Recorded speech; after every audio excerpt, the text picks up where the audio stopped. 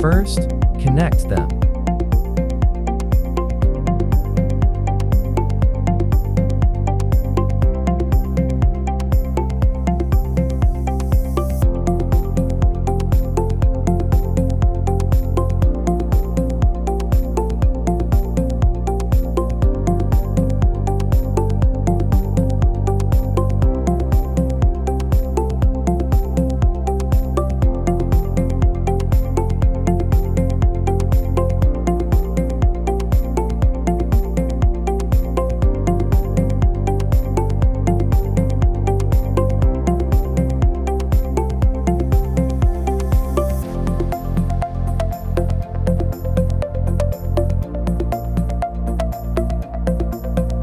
Plug in the dongle into the computer.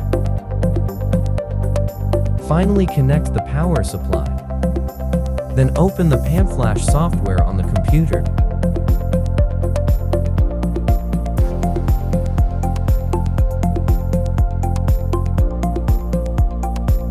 Choose the Bosch me17 option. Click Identification to start identification. Click Yes.